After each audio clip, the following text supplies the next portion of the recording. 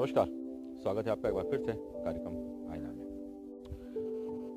बहुत दिनों से आप सोच रहे होंगे कि कुछ आपको ऐसी जगह पर ले चलें जो मंदसौर के बेहद नज़दीक हो, रमणीय हो, धार्मिक हो, पर्यटन से भरी हुई हो।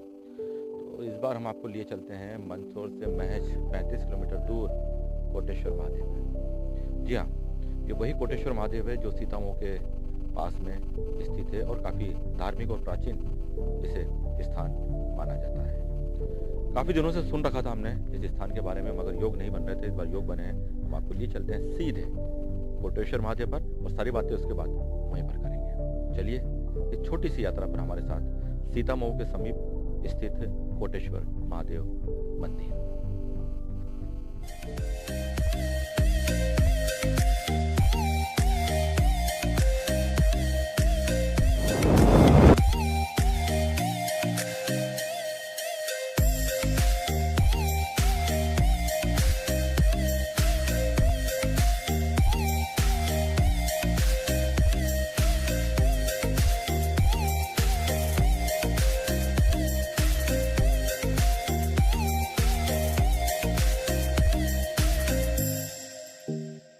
तो आ चुके हैं हम कोटेश्वर महादेव मंदिर पर। ये कोटेश्वर का गेट, प्रवेश द्वार, यहाँ से हम नीचे जा सकते हैं और आसपास यहाँ पर कुछ सुंदर से मंदिर बने हुए हैं। दोनों तरफ मंदिर हैं और इस गेट से होकर हम उस परम धार्मिक स्थल पर पहुँच सकते हैं, कोटेश्वर महादेव पर। चलिए हम चलते हैं उस कोटेश्वर महादेव मंदिर पर।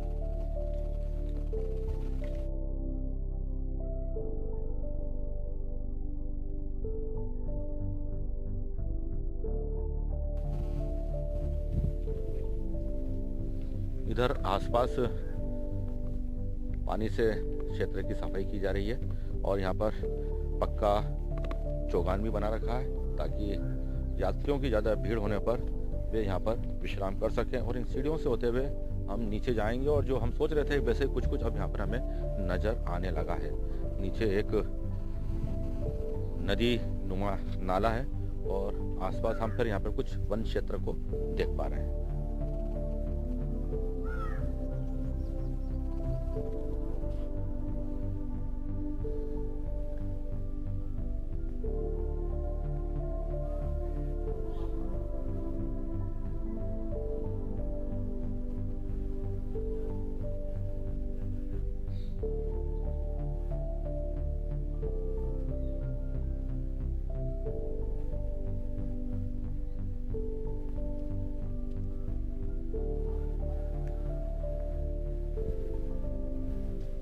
तो ये कुछ पुराने निर्माण हैं जो यहाँ पर मंदिर में प्रवेश के पहले नजर आने लगते हैं। आप देख सकते हैं यहाँ पर कि दीवारें बनाई गई और ये जो चट्टानी क्षेत्र है, इसमें चट्टानें अभी हमें यहाँ बाहर निकली हुई नजर आ रही है। इन चट्टानों के बीच में इस स्थान को बनाया गया है। मंदसौर के अंदर ऐसे बहुतायत में आपको मंदिर मिल जाएंगे जो पहाड़ों और चट्टानों को काट कर उनके बीच में बनाए गए हैं। ऐसी कुछ शैली का यह मंदिर है। ये पीछे आप, यदि पीछे मैं तो बोलूँ, आपको नीचे आप देखेंगे तो ये एक नदी है जहाँ पर पानी अब सूख चुका है और जो शेष पानी है उसको आगे की तरफ लिफ्ट किया जा रहा है। यानी जब यहाँ पर पानी भरा होता होगा तो निश्चित ही यहाँ पर बेहद खूबसूरत सा नज़ारा उत्पन्न होता होगा। अब यहाँ पर हमें चिड़ियों के चहचहाने की आवाज़ सुनाई देने लगी और एक नेवला भी हम यहाँ पर देख पा रहे हैं, वो जो हमें देख रहा है। ये ठीक आप पाइप के पास में देख पा रहे होंगे, नेवला है। इस प्रकार के हम बताते हैं कि यहाँ पर ऐसे छोटे मोटे कई वन्य प्राणी हैं जो यहाँ पर निश्चिंतता के माहौल में यहाँ वहाँ घूम लेते हैं। और रात के समय तो बताते हैं कि मंदिर परिसर के अंदर तक वन्य प्राणी आ जाते हैं, इसलिए यहाँ पर आमतौर पर रात में रुकने की मनाही होती है, क्योंकि वन्य प्राणी हालांकि यहाँ पर शांत है मगर फिर भी परिस्थिति के अनुसार वो कब आक्रामक हो जाए इस कारण यहाँ पर लोगों को रुकने की इजाज़त नहीं मिलती। मगर फिर भी कुछ श्रद्धालु होते हैं तो विशेष अनुष्ठानों के लिए यहाँ पर रुकते हैं। और इधर देखें, हमने जैसा सोचा था वैसे ही कुछ आपको यहाँ पर मिलने लगता है। पीछे इधर पहाड़ भी आप छोटा सा देख पा रहे हैं, जिनमें से निकले हुए पत्थर आपको शायद किसी फिल्म की याद करा दें कि हमने ऐसा सीन उस फला फिल्म में देखा था। हालांकि पेड़ वगैरह यहाँ पर काफ़ी कम है, मगर जो भी हैं वो आपके रूह को सुकून देते हैं। और इस स्थान के बारे में तारीफ सुनी थी, ये वो मंदिर का स्थान। चलिए अंदर चलते हैं मंदिर के और दर्शन करते हैं कोटेश्वर महादेव जी के। हम कोटला बहादुर से आए हैं दर्शन करने के लिए। यहाँ की दरअसल इतनी पवित्र है कि यहाँ आदमी अगर घूम के चला जाता है तो उसकी मनोकामना वैसे पूर्ण हो जाती है। करीब करीब ये 100 साल से भी ज़्यादा पुराना है, ऐसा बताते हैं बुजुर्ग लोग। अपने वो क्या बताए, और भी ज़्यादा पुराना हो सकता है। हाँ, और भी ज़्यादा पुराना हो सकता है ये। यहाँ से पावन ले जाते हैं, जल ले जाते हैं, यहाँ कुंड में स्नान करते हैं। अच्छा, जो नीचे कुंड है इसमें स्नान भी किया जाता है। बिल्कुल। नदी कौन सी है? ये नदी है। कौन सी नदी है नाम? ये किसी गिड़ नदी है। अच्छा, गिड़ नदी है। अच्छा, कहाँ मिलती, कुछ बता सकते हैं आप कहाँ मिलती? ये कयामपुर कसनारा होके निकलती है। हाँ, गिड़ नदी। तो आप कितने समय से आ रहे हैं यहाँ पे? हम तो बहुत समय से आ रहे हैं। हम बच्चे, हमारे पिताजी लेके आते थे, हम जब से आ रहे हैं। हम तो धन्यवाद बहुत बहुत आपको।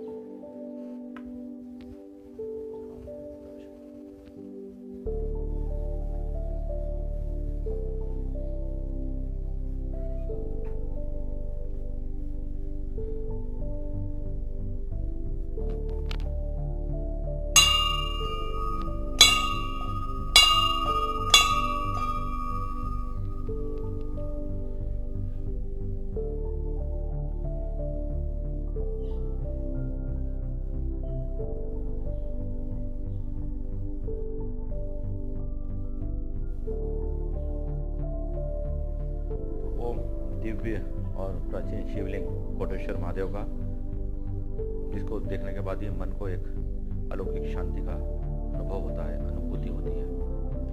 और ये स्थान इतना शांत है कि आप अपने दिल की धड़कन को भी यहाँ पर सुन सकते हैं। और इस मंदिर के अंदर आवाज़ इको हो रही है। शायद आपको इस इको का इफेक्ट इस माइक के माध्यम से सुनाई दे रहा होगा, क्योंकि इसकी जो बनावट है, ऊपर से जो गुंबज है इसका, वो काफ़ी पुराना है। बाद में हालांकि इसके ऊपर कुछ टाइलें और संगमरमर की फर्शियाँ लगाकर इसको एक सुविधाजनक रूप दिया गया है, मगर इसकी जो शिल्प शैली है वो प्राचीन है, आध्यात्मिक है। और तभी तो यहाँ पर आते से ही आप दीन दुनिया से बेखबर हो जाते हैं इस पवित्र ऊर्जावान शिवलिंग को देखने के बाद, इसके दर्शन करने के बाद।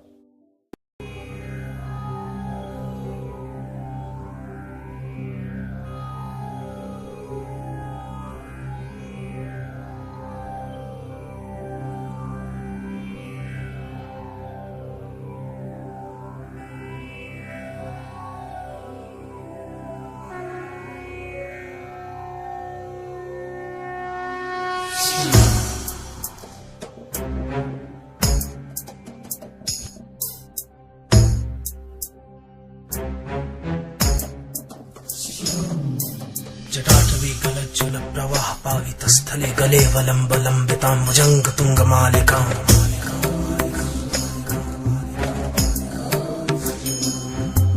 ढमड्ढमड्ढमड्ढमन्निनादवड्डमर्वयं चकारचन्द्रताण्डवं तनोतु नः शिवा शिवं शिवा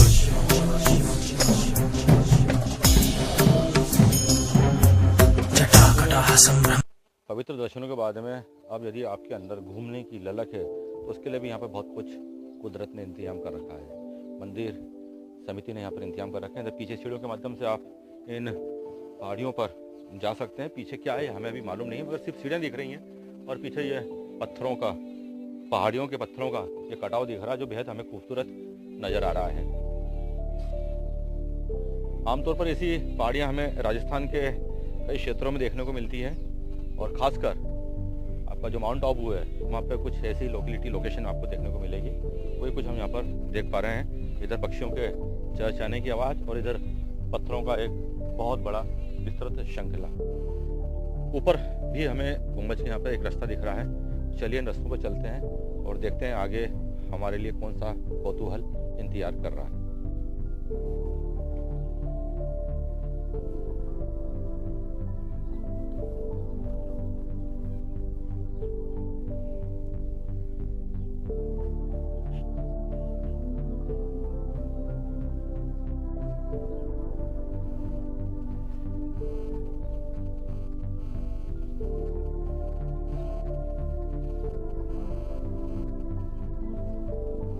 तो एक बेहद खूबसूरत, दिल को भा जाने वाला यहाँ पर दृश्य है। ये मंदिर के ऊपर का गुम्बज आ चुका है यहाँ पे, और ये रास्ता फिर आपको ऊपर मुख्य गेट तक ले जाएगा। यानी इस प्रकार से आप परिक्रमा करते हुए अपने स्थान पर जा सकते हैं। और यहाँ पर हमें एक दूर एक तालाब भी पानी से भरा हुआ नजर आ रहा है। तो ऊपर चलते हैं और उस तरफ चल के हम आपको वो जलाशय दिखाने की कोशिश करते हैं, जिसको देखने के लिए लोग दूर दूर से यहाँ पर आते हैं, क्योंकि मंदिर के साथ साथ पर्यटन और यहाँ की खूबसूरती भी एक खास स्थान लिए हुए हैं।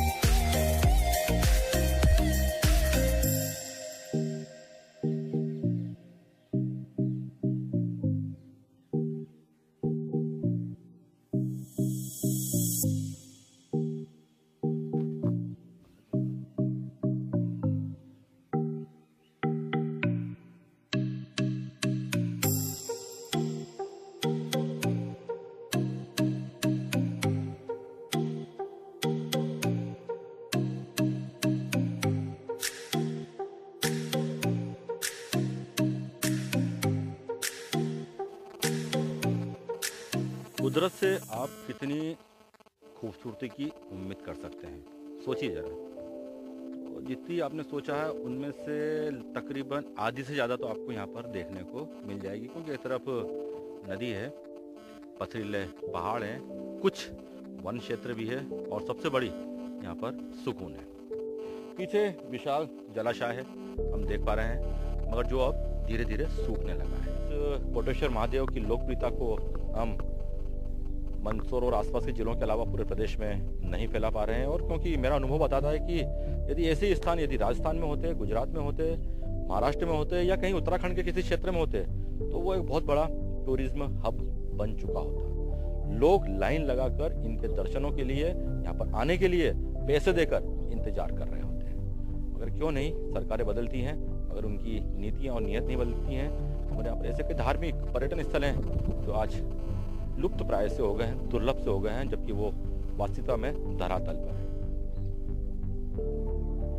तो इन खूबसूरत नज़ारों को देखने के बाद में एक बार फिर से हम मंदिर परिसर में आ गए हैं, और यहाँ के हमें मुख्य पुजारी शिवनाथ जी योगी मिल गए हैं, जो पुश्तों से यहाँ पर पूजा अर्चना करते चले आ रहे हैं। यहाँ के इतिहास के बारे में जो बाकी इतिहास है, बाकी जानकारी है, वो हम आपसे पूछना चाहेंगे। क्या जानते हैं आप इस मंदिर के बारे में? आप पूरी जानकारी हमारे दर्शकों के लिए बताइए। ये सर बहुत पुरानी, हमें मालूम नहीं थी कि बाकी कब से पहाड़ गुफा में से निकले हुए एक लिंग और नंदी जी थे।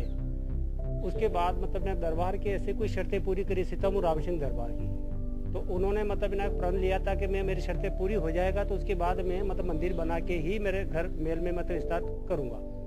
तो उन्होंने यहीं पे मुकाम दिया, मतलब ना मंदिर बना, निर्माण चला। जब तक मंदिर बनने के बाद में उन्होंने फिर मतलब ना के सीतामू गए। सीतामू जाने के बाद में उन्होंने सोचा कि मतलब ना पूरा सावन अभिषेक हमारा चलेगा वर्षों वर्षों से, हर साल में पर्व पे, तो पूरा महीना रहना पड़ता है। तो उनके लिए फिर ऊपर एक मतलब जो महल बनाया, मतलब 12 कमरे हैं उनके रिवाज के लिए।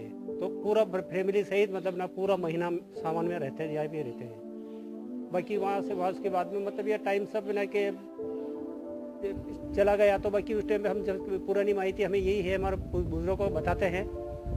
बाकी बहुत पुराना स्थान है। एक कुंड है या मंदाग्नि है, उसमें मतलब कोयले की कोड़ झड़ जाती थी, इससे उस मंदाग्नि नाम की बजाय शुद्ध भाषा में मदाग्नि कर दिया लोगों को। तो आज भी है वो मदाग्नि, उसी का पानी यूज करते हैं, आज भी ले जाते हैं, आज भी अच्छे हो रहे हैं।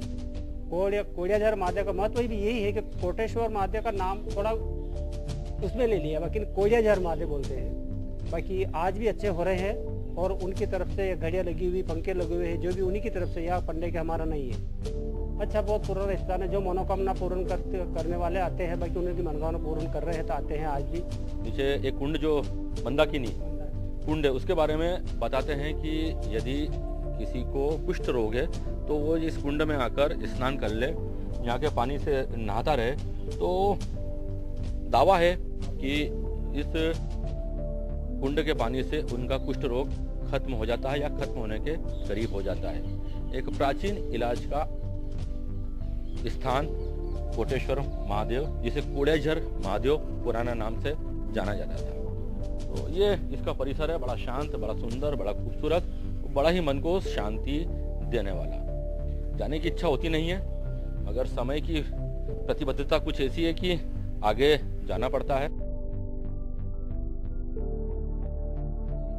तो अब जो आप स्क्रीन पर यह तस्वीर देख रहे हैं, ये श्री रामनाथ जी महाराज की है, जो यहाँ के पुराने पुजारी माने जाते हैं। यहाँ पर तपस्या करते थे और कहा जाता है कि जब ये तपस्या करते थे तो आसपास खूंखार वन्य जीव, जिनमें शेर और अन्य जो जानवर होते थे, इनके पास आकर बैठते थे, मगर इनको कोई हानि नहीं पहुंचाते थे। ये इनकी तपस्या का एक प्रताप था।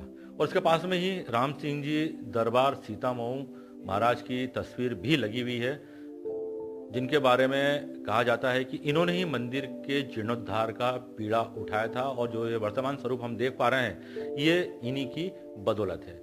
तो दो प्रमुख तस्वीरें रामनाथ जी महाराज और राम सिंह जी दरबार सीता मऊ की, जिनका इस मंदिर के निर्माण में और मंदिर के प्रचार में, मंदिर के महत्व में काफी अनुकरणीय योगदान रहा है।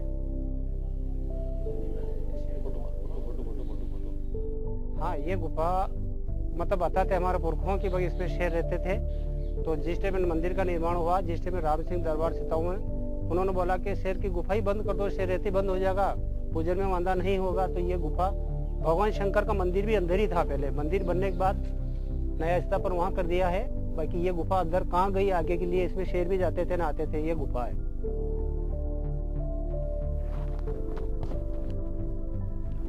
तो इस प्रकार हमें योगी जी, जो यहाँ के पुजारी हैं, जो पुश्तों से यहाँ पर पूजा अर्चना करते चले आ रहे हैं, बता रहे हैं कि बड़ी इन्होंने रोचक और अद्भुत जानकारी हमें दी है कि आज जहाँ पर हम कोटेश्वर महादेव यानी कोटेश्वर महादेव को स्थापित देख रहे हैं, वो इनका शाश्वत स्थान नहीं है। शाश्वत स्थान इसके अंदर हुआ करता था, बाद में जिसे सुरक्षा कारणों से बंद कर दिया गया। गुफा के अंदर ही और राम जी महाराज पूजा अर्चना करते थे, तपस्या करते थे, यहीं पर आकर शेर भी बैठा करते थे। बाद में किन्हीं कारणों से इसे बंद कर दिया गया। और एक किंवदंती और यहाँ पे चलती है कि जो गुफा है ये अंदर, ये शायद उज्जैन नगरी तक जाकर निकलती है।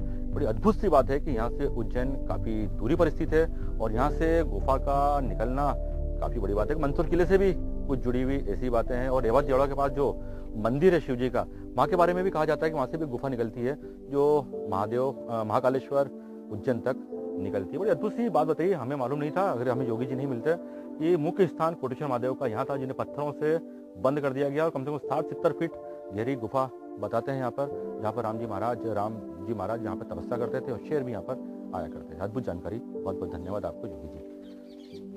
धीरे धीरे यहाँ पर श्रद्धालुओं की भीड़ जमने लगी है, आस्था का केंद्र यह बनता जा रहा है। और दूसरी एक और आपको महत्वपूर्ण बात बताएं कि जो गुफा के अंदर जो राम जी महाराज जिस शिवलिंग की पूजा किया करते थे, वो शिवलिंग यहाँ पर स्थापित है, यानी बाहर प्रवेश द्वार के बाहर स्थित है। पास में पार्वती जी हैं, और ये नंदी चूंकि खंडित हो चुका है, इस कारण उस समय कहते हैं कि महाराज ने इनके प्राचीन महत्व को, इनके धार्मिक महत्व को देखते हुए और अपनी आस्था के चलते हुए इनको विसर्जित नहीं किया था, और इनको मंदिर के एक तरफ स्थापित कर रखा है, जो आज भी लोगों के धर्मालु लोगों के लिए श्रद्धा का केंद्र। यहाँ पर भी बाकायदा इनकी पूजा होती है, और यह है प्राचीन कोटेश्वर यानी कोटेश्वर महादेव का शिवलिंग जो बाहर स्थापित कर रखा है। अद्भुत जानकारियाँ हमें मिली यहाँ के योगी जी के माध्यम से, अन्यथा हम इन सब चीज़ों को न बता पाते, न फिल्मा पाते, न जान पाते।